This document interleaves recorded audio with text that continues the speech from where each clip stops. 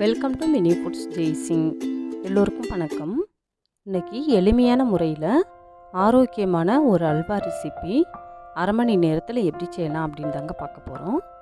இந்த அல்வா செய்கிறதுக்கு நம்ம கோதுமை மாவு, மைதா மாவு இது போல் எதுவுமே யூஸ் பண்ண போகிறது இல்லைங்க. வீடியோக்குள்ளே போகிறதுக்கு முன்னாடி இது வரைக்கும் நம்ம Mini Foods Jaisingh channel subscribe பண்ணாதவங்க சப்ஸ்கிரைப் பண்ணி வச்சுக்கோங்க. அப்படியே பக்கத்தில் இருக்கிற பெல் ஐக்கானையும் ப்ரெஸ் பண்ணி வச்சுக்கோங்க. அதுக்கும் மேலே இருக்கிற ஆளுங்கிற பெல் ஐக்கானையும் ப்ரெஸ் பண்ணி வச்சுக்கோங்க. அப்போ தான் நான் போடுற எல்லா வீடியோஸோட நோட்டிஃபிகேஷனும் உங்களுக்கு வந்து சேரும். இப்போ 5 பெரிய சைஸ் பனானா எடுத்துக்கிடுவோங்க. உங்களுக்கு எந்த ஃப்ளேவர் பனானா பிடிக்குமோ அதை எடுத்துக்கோங்க. இந்த வாழைப்பழம் வந்து நல்லா பழுத்து இருக்கிற மாதிரி பார்த்துக்கோங்க. நல்லா இனிப்பான வாழைப்பழமாக இருந்துச்சுன்னா அல்வாவுக்கு இன்னும் நல்லா ஒரு டேஸ்ட்டு கொடுக்குங்க. இப்போ அதோட தோலெல்லாம் எடுத்துட்டு இதை கொஞ்சம் பெரிய பெரிய பீசஸாக சும்மா கையாலேயே பிச்சு ஒரு மிக்ஸி ஜாருக்கு மாற்றிக்கிடலாம். இப்போ இதை நம்ம அரைச்சி தான் எடுக்க போகிறோம், அதனால் சும்மா பெரிய பெரிய பீசஸாக கட் பண்ணிக்கலாங்க.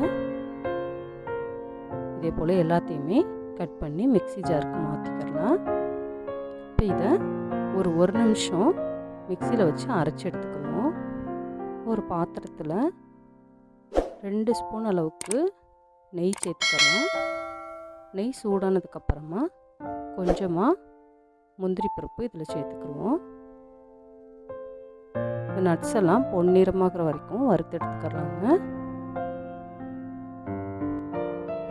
இப்போ இதை நல்லா ஒரு 2 நிமிஷம் நெய்யிலே வறுத்துட்டு இப்போ இதை தனியாக ஒரு பாத்திரத்துக்கு மாற்றி எடுத்து வச்சிடலாங்க. இதை மாற்றி எடுத்துட்டு நம்ம அரைச்சி வச்சுருக்குறோம் இல்லையா பனானா, அந்த பனானாவை வந்துட்டு இதே நெய்யில் சேர்த்து வதக்கிக்கிறணுங்க.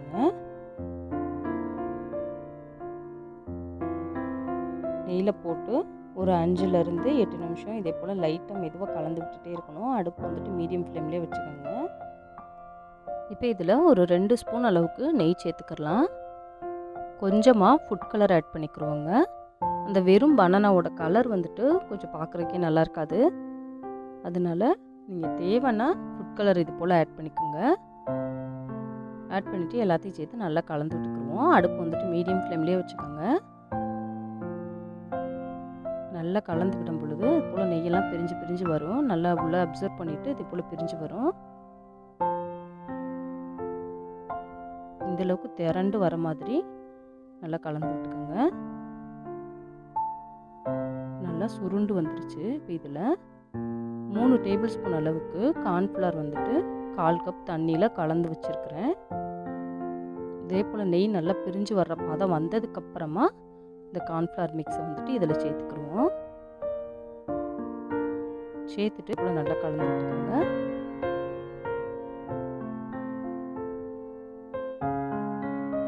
இப்போ நல்லா சுருண்டு வெந்து வந்திருக்கு. இப்போ ஒரு 2 ஸ்பூன் அளவுக்கு நெய் சேர்த்துக்கலாம். இந்த அல்வா செஞ்சு முடிக்கிறதுக்கு நமக்கு மொத்தமாக ஒரு 1/4 கப் அளவுக்கு நெய் இருந்தால் போதுங்க. இந்த பனானா அல்வா வந்துட்டு நம்ம நார்மல் வீட் அல்வா சாப்பிட்றத விட ரொம்பவே சுவையாக இருக்குங்க. கோதுமை மாவு அல்வா, மைதா மாவு அல்வா அந்த அல்வாக்களை விட இந்த பனானா அல்வா அந்த வாசனையும் டேஸ்ட்டும் ரொம்பவே வித்தியாசமாகவும் இருக்கும். சுவையும் அதை விட அதிகமாக இருக்குங்க. இது நல்லா சுருண்டு வரணும். வந்ததுக்கப்புறமா இதில் 1 கப் அளவுக்கு சுகர் சேர்த்துக்கலாம்.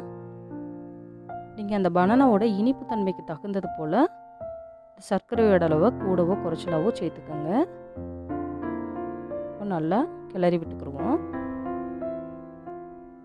சுகர் சேர்த்தோடனே கொஞ்சம் இலக்கம் கொடுக்க ஆரம்பிக்கும். திருப்பி நம்ம கைவிடாமல் கிளறி கொஞ்சம் திக்கான பதம் வந்ததுக்கப்புறமா நம்ம வறுத்து வச்சுருக்கிற முந்திரி பருப்பை இதில் ஆட் பண்ணிக்கிறலாங்க.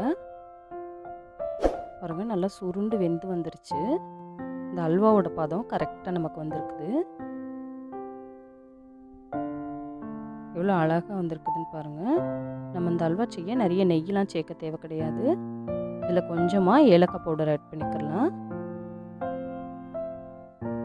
இதே போல் நல்லா திரண்டு வந்ததுக்கப்புறமா நம்ம இதை இப்போ வேறு ஒரு பாத்திரத்துக்கு மாற்றிக்கலாங்க.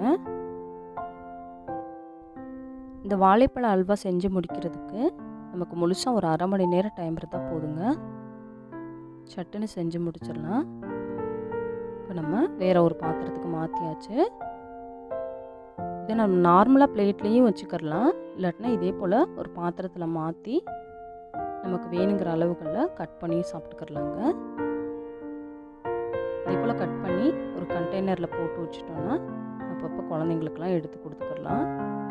ரொம்ப ரொம்ப சுவையாக இருக்கும். நம்ம நார்மலாக சாப்பிட்ற கோதுமை அல்வாவோட இது ரொம்பவே சுவையாக இருக்கும். அதோட பதம் வந்துட்டு அந்த ஒரிஜினல் திருநெல்வேலி அல்வாவோட பதம் மாதிரி இருக்குங்க.